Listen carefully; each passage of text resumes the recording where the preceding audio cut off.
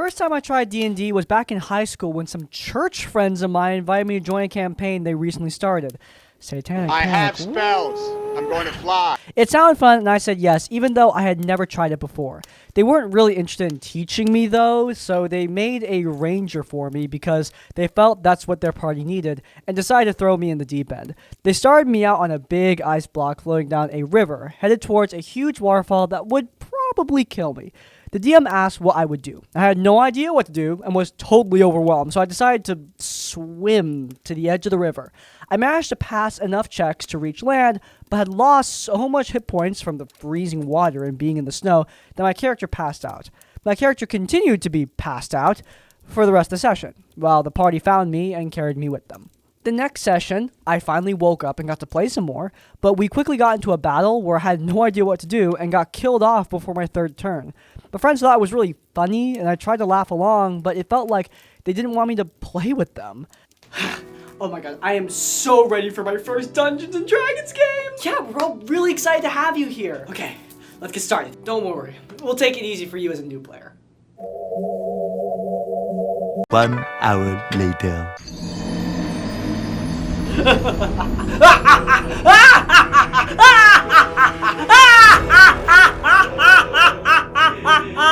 Is this supposed to be fun? No! I didn't make a new character, but I would go hang out and listen to their sessions. When they asked me to join, I'd politely decline and say I thought it was more fun to listen than to play, which I thought was true at the time. Many years later, I ended up getting into a group with some of my best friends, and we've been playing together for several years. My first character with them also died after just a couple sessions, but this time it felt earned, exciting, rather than just unfair and disheartening. The group really does make the difference.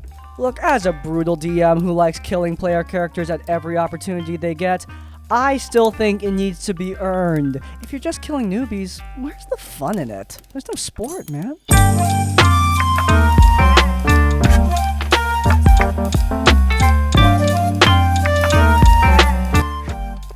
Hi, Crispy. I've been watching your videos on D&D horror stories with my significant other for a while now, and we have laughed and had honest thoughts on all the stories we heard. And, well, that kind of leads to where we are today. My significant other has been telling me for ages now to send in my own story, and I think enough time has passed where I feel like it's okay to put it out there.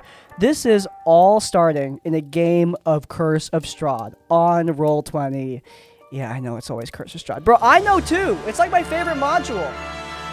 And it never goes well. For me, or anyone else, seemingly. Now, this game happened a while back, but it consisted of a party of 5, a cleric, a rogue, an artificer, a druid, and myself. And the curator of the horror story was the Dungeon Master. Now, the campaign started off well, and by all means, it was one of the better groups I've played with.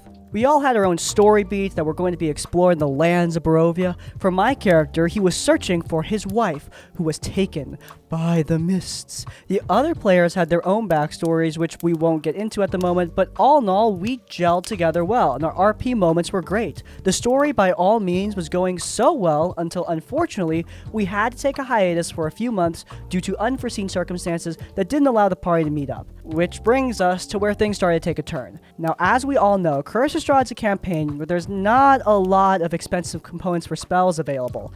And well, my character, who took a spell that required a crystal vial worth 300 gold, managed to get their hands on one of those vials. But the catch was that it needed a tier to be encased in it, which all in all would be difficult, but that's where the Tusk Artificer comes in. Bro, you didn't have, like, onions? You didn't have Fast Car by Tracy Chapman? It's very easy to cry, man. Come on. The Artificer offers to construct the material component for me, to which I was like, cool, yeah, that'd be perfect. The DM decided that would take some time, which was no problem in my book, but unfortunately, the creation took the entirety of the session, where I sat there and just did nothing waiting. Mind you, these sessions are 4 hours long, but we finally got it done. Now, this is where things start to take a turn. Fast forward a month or so, and our cleric has to drop due to some IRL stuff, which dropped us down to 4 players. This is unfortunate because we had just reached the Amber Temple, and throughout the entire campaign, my character had been getting hints on where his wife might be, which led them to the Amber Temple. As the party explored the Amber Temple, we ended up discovering the many visages that contained the dark powers of Barovia, as well as a tribe of hill people who ended up there due to their pilgrimage, or something along those lines. The party decided to take a rest in the temple after befriending those hill people, where my character ended up having a sort of dream sequence which involved his wife. I don't really remember the details, but apparently she had been in the temple, and I was having some sort of connection. The sequence wasn't really done, though, and it was just a very, very confusing dream. Even now, trying to remember after all this time, I recall me just being very confused because it was all just jumbled nonsense from the Dungeon Master. But it involved basically seeing her die by an onslaught of fireballs while trying to sneak by with a group of people she had just met in Barovia when she was trying to run down a hall avoiding flame skulls. And just as she reached the door to escape, one of the people betrayed her by closing the door on her face. Hey, you know those impromptu novel exercises? Okay, you ready? Yeah. There was once a girl who was running, and fire, and skulls, and fire skulls, and incest. Wait, what? Actually, Lily Orchard, bitch! Oh God, no! Yeah, I think the DM did that with your backstory. Well, here comes strike 1 of 3 for this campaign. After the sequence ended, my character was sleepwalking the whole time and had opened the door to the hallway with flame skulls, which kicked off a combat. Now, I remember earlier how I basically sat an entire 4-hour session just to be able to use the spell. I see this as an opportunity to use the spell I finally had the material to use.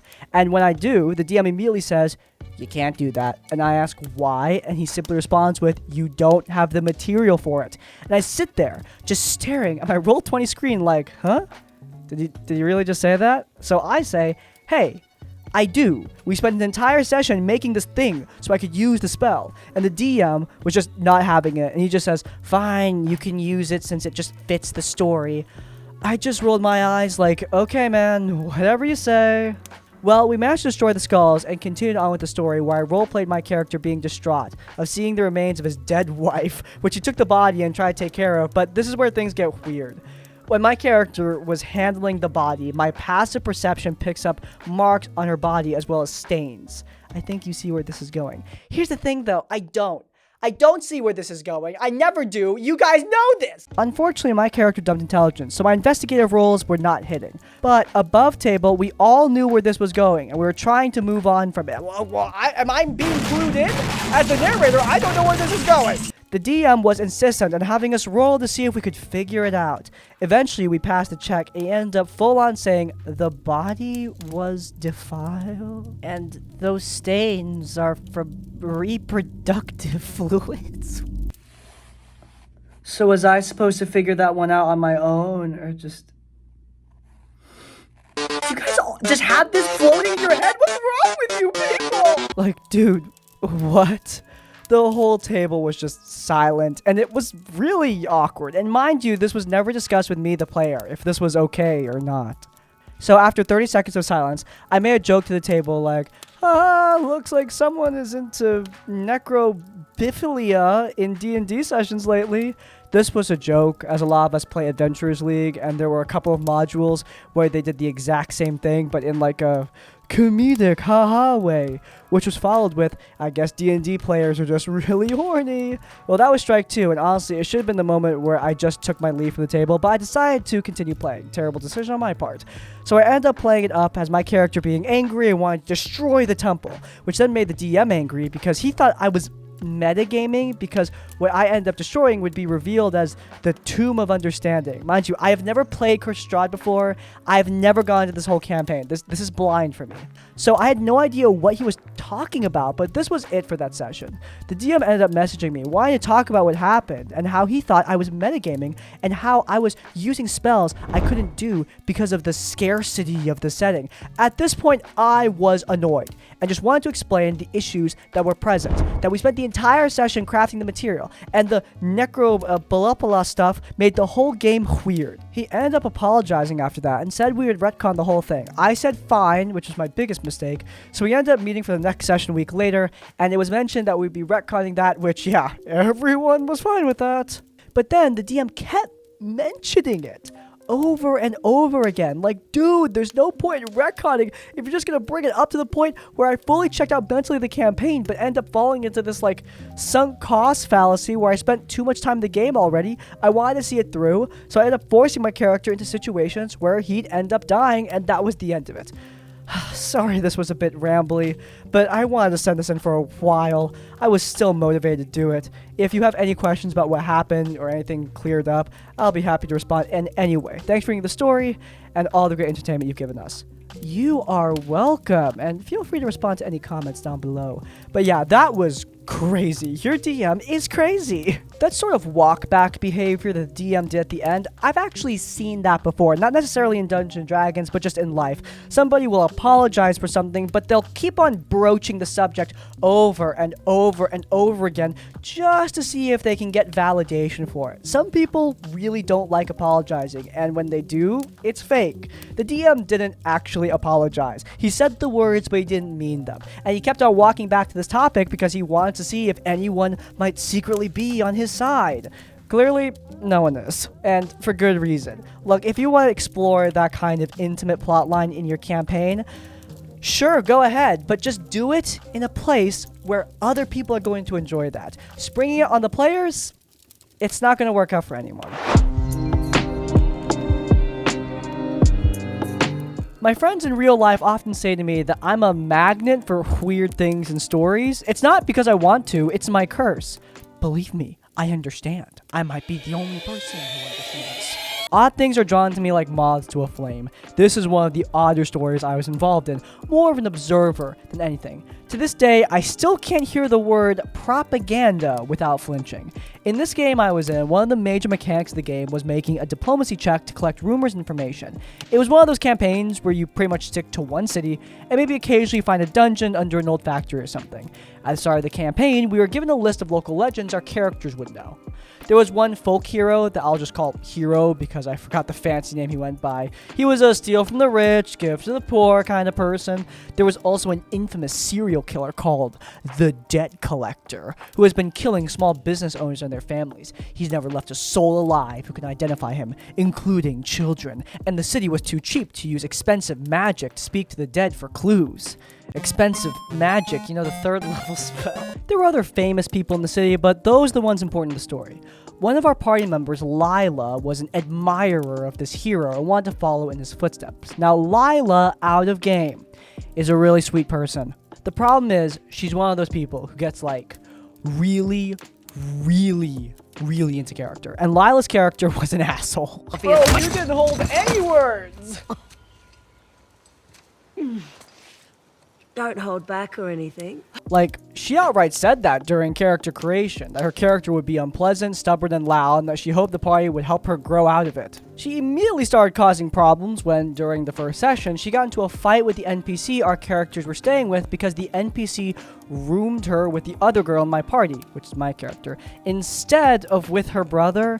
And by fight, I mean she screamed at the NPC until the old woman broke down crying. We only didn't get kicked out because the brother smoothed things over. It was incredibly uncomfortable. So Lila's character is very stubborn and loves this hero. We start hearing rumors that the hero and the debt collector might actually be the same person, and Lila immediately declares that it's propaganda spread by the evil elite. And then the hero gives away a personal belonging to one of the victims during his Give to the Poor mission. Suspicious. Nope, it's propaganda. There was someone else trying to besmirch his good name. Then we find someone who is able to confirm this, being an associate of the hero/debt collector. Nope, he's lying. He's working for the elites. Okay, we roll sense motive, and guess what? He confirms it again. And apparently, according to Lila, nope, he has to be lying. It's all just propaganda. And if anyone else in the party suggests we believe the information, she actually yells at them. Oh, and on top of that, Lila is actually scary when she yells, so nobody wants to voice that maybe we should go after the hero next time he makes an appearance. Eventually, the DM takes it above table and tells Lila, no, he actually is the debt collector. His motive is even the same. He hates businesses of any size, and small businesses can't afford guards to protect them. Which, side note, baller motivation for a bad guy. I really like that. Lila gets pissed. She says the DM is metagaming. I think she meant railroading, but I never got clarification. And that we should be able to interpret the information however we want. Except there's a true and a false situation. Anyway, Lila ends up leaving the game, and because we're a close friend group, it just feels too awkward to play without her. Lila has never apologized for this. She thinks that she was completely in the right and that her behavior was acceptable because, as we all know, it's what her character would do.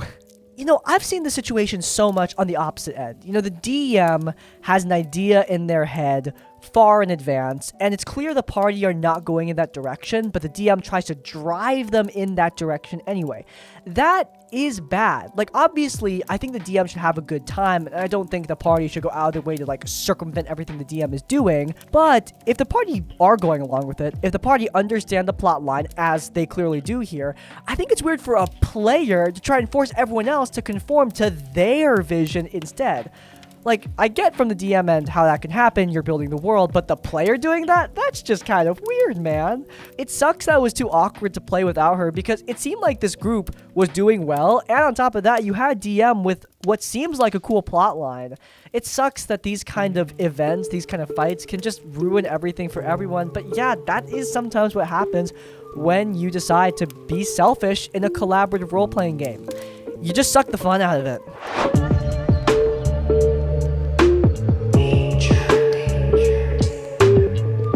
So this needs a little backstory. I'm a 16-year-old girl and I see my father once a week. Other than that, I live with my mama. My father has a D&D session with his work friends every fortnight at his house on the same day I have to go over every week. He's not the dungeon master, just a player. I didn't really want to play with them, but I adore Dungeons & Dragons, so I like to sit and watch since I kind of had to. But my father is my father and he guilted me into joining the campaign. Whatever, I can ignore that because I do really like D&D. I have a hobby of making custom dice, so if anything, I might be able to use this as a business venture or whatever. Bro, on the grind at 16 years old? Okay, I respect it. I go on for 2 sessions and everything looks fine. I actually really like the character I have and they let me have snacks too. But around the 3rd session is where it happens. I've been referring to this as the Diddy so... Oh, no! It's all fine. We're traveling in a car and we come across a club in the middle of nowhere. It's a literal club. Dance floor, loud music, flashing lights, etc.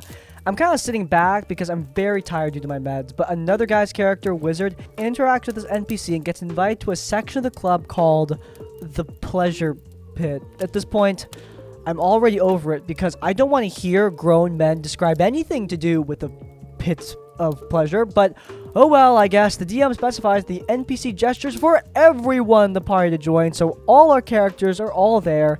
There's a bunch of pillories, and the NPC explains that in order to get across the VIP part of the club, you have to outlast him in constitution. Are these guys in like their 40s? I am immediately uncomfortable and try to say that my character leaves this room because I want to spare my poor character, Granny Agatha, the trauma. I'm immediately shut down and he says there are bouncers blocking the entrance, so it's not like I make much of a difference. My character gets to watch the crap that's about to go down. Wizard gets put in one of the stocks next to the NPC, who is also in a stock. Mind you, he tries to get out of it and says he doesn't want to go to the VIP section that bad, but he's ignored. I'll spare you the details, but for the next few minutes, I have to listen to a bunch of grown old men roleplay. Oh my god. Why do you guys do this to me? I felt sick to my stomach. My father is hammered as per usual, and so when I ask him to get me an Uber, since he most definitely can't drive me while drunk, he just tells me to wait a little longer. And since it's too late to take public transport as a girl without the fear of being like kidnapped or something, I just kind of stayed. The rest of the game, I barely speak. After the session, I have to go interrupt my father's lovely girlfriend. He doesn't deserve her, and she calls me an Uber home. I was very unsettled by that session, but maybe I'm overreacting. I'm not sure I want to go over to my father's house when D&D is on, but I can't exactly not go without repercussions. Maybe it's bad for not making it clearer that I was uncomfortable, but I assume my facial expression displayed that enough. Bro, you're a child. They're all adults. This is not your fault. Look, there are a lot of reasons why so many men don't grow up. like ever. There are reasons why they stay in little bubbles for all eternity, and whenever I do an incel critical failure episode, we'll get into it, but it's clear that your father and his friends are amongst those people. I'm really sorry you have to deal with that, and honestly, I can't really give you advice. I don't know your legal situation, and frankly, me saying anything would be extremely irresponsible. I just have to say that I, as well as many, many other people in the world, we empathize with you. There are a lot of people who are unfortunately just not ready to be parents and do it anyway, and this is the result. Hey, that's a wrap. If you guys are wondering what happened to RPG Horror Stories, I'm still going to be doing the series. It's just going to be a little toned down. I'm not going to do it twice a week anymore, but it is still going to continue because it's a great way for me to interact with you guys through your horrible stories. But in any case, if you guys enjoyed so much that you watched the whole thing, then please do leave the comment Corpse Wife to let me know you are loyal to the tavern. Oh, and also, if you want to see more of our content, then you can check out this previous episode we did on Gamestop apes and their crash outs. It got me in a lot of hot water, so support me for that. It's linked up in the cards. But before you go, please do like on this one and subscribe to Crispy's Tavern so you don't miss any of our content as it comes out. And finally, if you want to support us directly, then you can head over to our Patreon where you get exclusive Dungeons and Dragons and Draw Steel content. Remember that your support is what makes these videos possible. In essence, like, comment, subscribe, support. I will see you all next time. Farewell.